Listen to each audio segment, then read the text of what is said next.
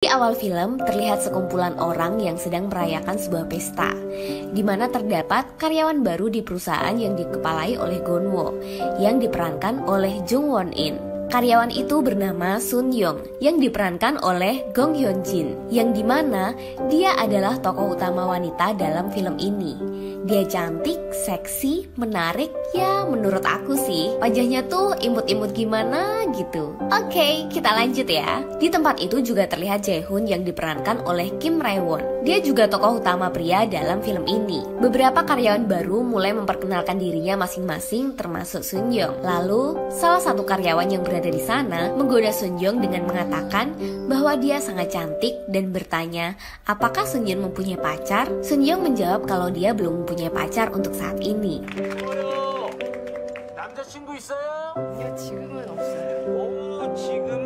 Lalu tiba-tiba saja seorang pria datang memanggil Sun Young. Pria itu membawa bunga dan berniat untuk melamarnya. Pandangan semua orang langsung tertuju padanya. Jae-hoon yang saat itu ada di sana juga melihatnya. Jae-hoon terlihat mabuk di acara itu. Sebenarnya dia juga sedang mengalami masalah dengan pasangannya. Sun Young juga sebenarnya sudah putus dengan pacarnya, tapi pacarnya selalu membujuk Sun Young agar mau balikan dengannya. Paginya terlihat Jae-hoon terbangun karena mendengar suara alarm dari handphonenya. Apartemennya sangat berantakan seperti tidak terurus dan terdapat banyak sekali jagung di kulkasnya. Nah, nanti aku jelasin kenapa banyak sekali jagung di kulkasnya. Oke, kita lanjut ya. Saat itu, Jae-hoon mendapat telepon dari temannya yang menanyakan Sojung mantan pasangannya. Jae-hoon kaget ketika melihat ada kucing di dalam apartemennya itu. Lalu terlihat Jae-hoon keluar dari sebuah minimart sambil bertelepon membahas tentang apartemennya. Yang ternyata apartemennya itu akan dikontrakan.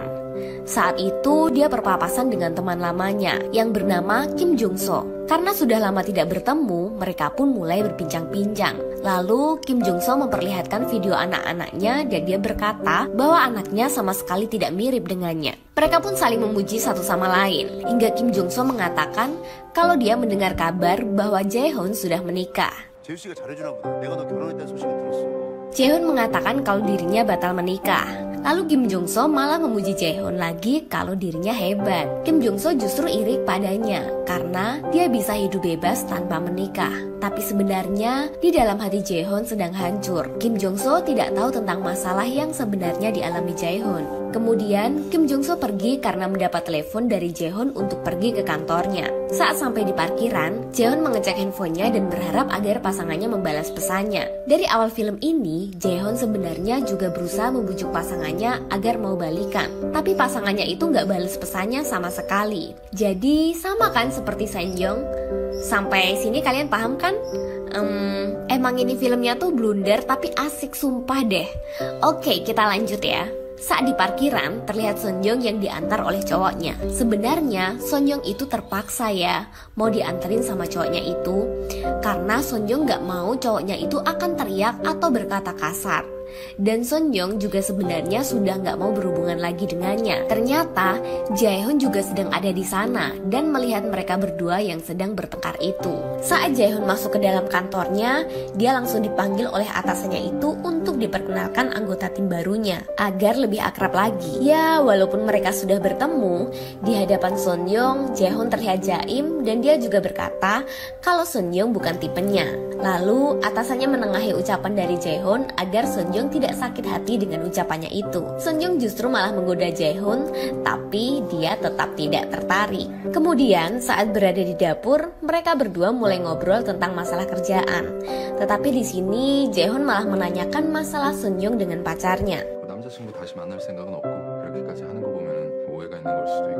Saat itu, Jae-hoon jadi tahu masalah yang dialami Sun Young. Setelah ngobrol cukup lama, mereka jadi tahu bahwa mereka ini masih seumuran. Tapi tetap Sun Young yang paling tua. Saat jam makan siang, terlihat Jae-hoon bersama dengan temannya sedang makan. Dan mereka ngobrol mengenai wanita. Mereka berpikir bahwa semua wanita itu sama saja, mudah berpaling dan mudah melupakan. Dan di saat yang bersamaan, ternyata Sun Young juga berada di tempat itu bersama rekan kerja wanitanya. Mereka juga ngobrol dan berpikir kalau semua pria itu sama saja tukang selingkuh. Setelah semua selesai, terlihat Sun Young masih berada di kantor itu dan dia mengambil kartu nama milik Jae-hoon dan mencoba meneleponnya. Saat hendak menelpon, rekan kerja wanitanya datang dan bertanya, "Kok belum datang?"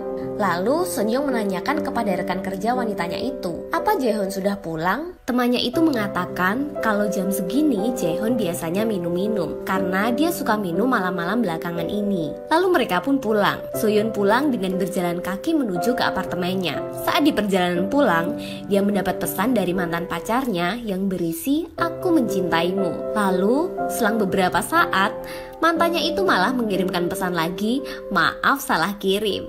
Wah, kalian pernah gak sih ngelakuin hal itu? Hadeh. Oke, kita lanjut ya. Setelah mendapat pesan seperti itu, Sunyoung tidak membalas dan dia malah melihat foto profil dari mantannya itu yang sudah berganti foto dengan pasangan barunya. Terlihat Sunyoung sangat kesal, kecewa, campur aduk lah pokoknya. Dan setelah dia sampai di kamar apartemennya, dia kaget karena kamarnya hancur berantakan.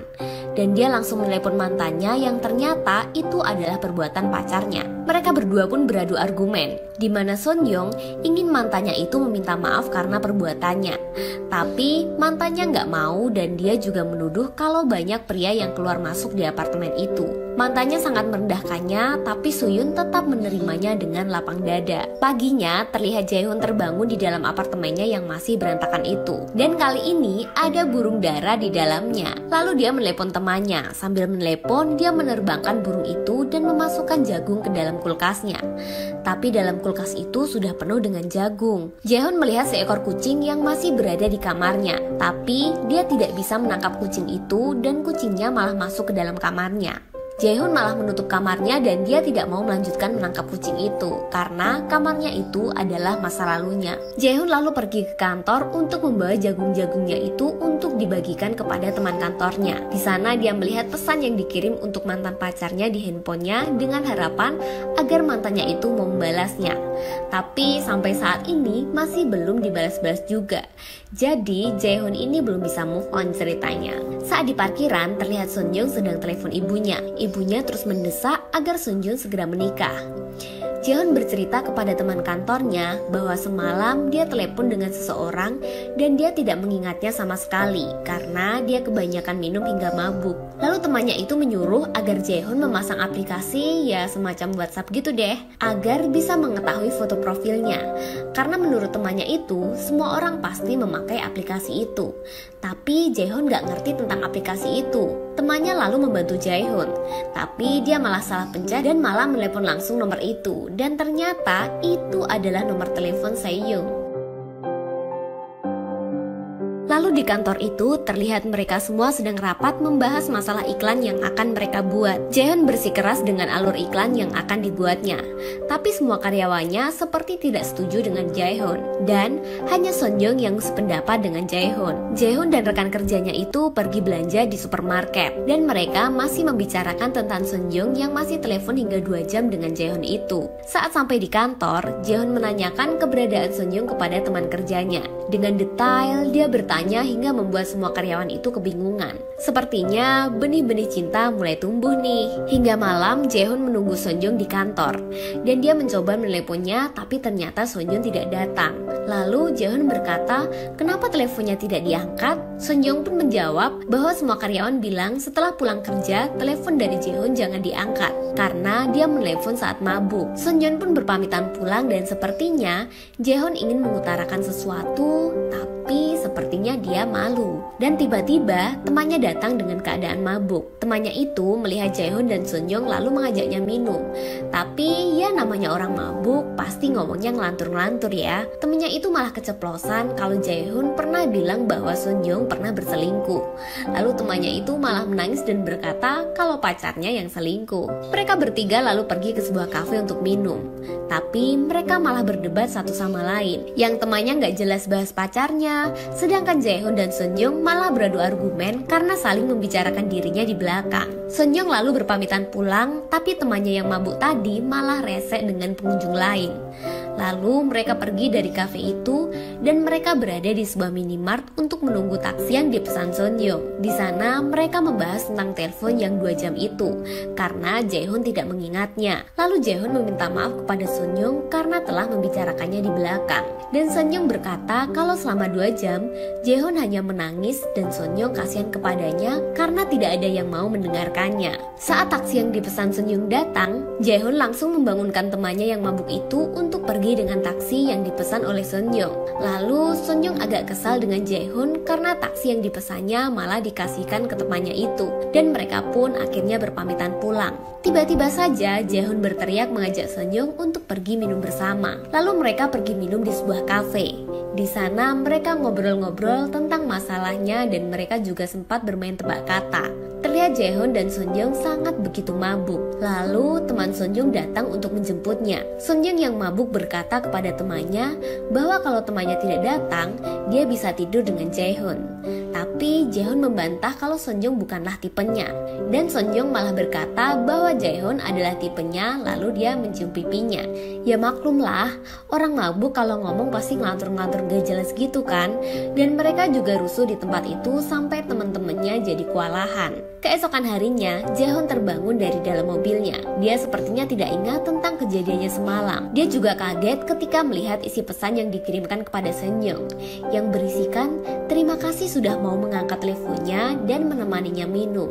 Dan rayuan-rayuan yang seperti itu seolah-olah itu bukanlah dirinya. Lalu terlihat Sonyeong yang berada di rumah temannya yang menjemputnya tadi malam. Temannya juga membicarakan tentang Jaehoon yang tingkahnya aneh saat sedang mabuk, karena Jaehoon suka menelepon sana sini nggak jelas. Lalu Sonyeong memberikan uang kepada anak temannya itu dan dia juga berkata tentang suaminya. Temannya itu lalu mengeluh tentang suaminya karena suaminya itu tidak mau mengurus anaknya dan hanya mau mengerjakan hal-hal yang mudah saja. Lalu Sonyeong pun pergi. Saat di kantor terlihat Jaehoon yang sedang membuat teh dan duduk sambil menikmati tehnya itu. Lalu teman konyolnya yang semalam mabuk itu datang sambil joget-joget gak jelas. Ternyata dia senang karena balikan dengan pacarnya. Sonyeong juga masuk ke dapur untuk membuat minuman juga. Dan sepertinya dia juga tidak ingat tentang kejadian semalam. Lalu bosnya itu masuk dan mengusir teman Jaehoon yang konyol itu supaya Jaehoon bisa berduaan dengan Sonyeong. Bosnya melakukan itu agar Jaehoon bisa move on dengan mantannya itu. Jaehoon yang jaim lalu juga ikutan pergi, tapi Sonyeong memanggilnya dan bertanya tentang kejadiannya semalam. Jaehoon menjawab kalau dia tidak ingat tentang kejadian tadi malam. Scene lalu berganti di mana Jaehoon dan teman kerjanya itu sedang makan. Dia juga bertanya kepada Jaehoon tentang kejadian semalam setelah temannya itu pergi. Dia lalu membicarakan Sonyeong, tapi Jaehoon membantahnya dan dia mau membahas tentang Sonyeong. Di sini Jaehoon meminta kepada temannya agar dia saja yang menggantikan kerjanya karena Jaehoon sedang malas berada di kantor. Dalam perjalanan menuju ke studionya, ternyata Jaehoon bersama dengan Sonyeong dan rekan kerjanya yang lain. Sonyeong ditunjuk sebagai penanggung jawab oleh bosnya. Saat di studio, mereka mulai mengambil video untuk iklan sebuah produk. Saat itu terlihat Sonyeong yang menghampiri Jaehoon. Jaehoon menegur Sonyeong karena tak memakai sendal dan dia memberikan sendal yang dipakainya itu, tapi Sonyeong tidak mau karena dia memberinya dengan kasar. Setelah semuanya selesai, mereka pun makan bersama dan mereka juga mengobrol. Saat Sonyeong akan membayar tagihannya, ternyata Jaehoon sudah menanggung semuanya. Salah satu rekan timnya juga bercerita kalau Jaehoon selalu seperti itu. Sebenarnya dia adalah pria yang baik, tapi entah bagaimana dia bisa mendapat musibah yang sangat berat. Sonyeong yang mendengar cerita itu pun juga menjadi sedih. Dan saat itu Sonyeong terus saja memandangi Jaehoon. Dan bagaimanakah cerita selanjutnya? Sampai ketemu di video berikutnya.